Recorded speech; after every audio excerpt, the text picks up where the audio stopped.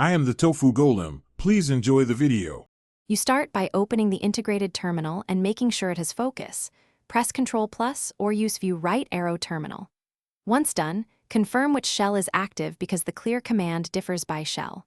For Unix shells, run clear. For CMD, use CLS. For PowerShell, use clearhost. You'll do this now to remove visual clutter and avoid rerunning long logs. Clearing is a UI action, not a process kill. Make sure tasks aren't mid-run before wiping the output so you don't lose important context. Next, execute the appropriate command in the active terminal to clear the current buffer. Type clear for bash/zsh, CLS for CMD, or clearhost for PowerShell. Once done, use the Vscode shortcut Ctrl+K to clear scrollback. This removes previous output entirely.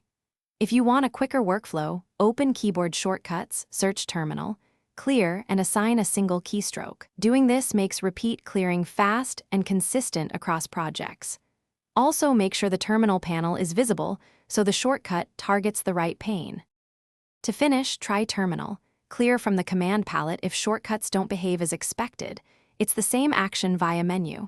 Make sure terminal. Integrated. Scrollback is set to a reasonable number so clearing behaves predictably and you don't keep massive history. Once done, verify your terminal shows a fresh prompt. If clearing fails or output still persists, kill and restart that terminal instance or reload the Vscode window. This resolves stuck shells or extension conflicts and restores normal clear behavior. Thanks for watching. Consider subscribing if we helped you today.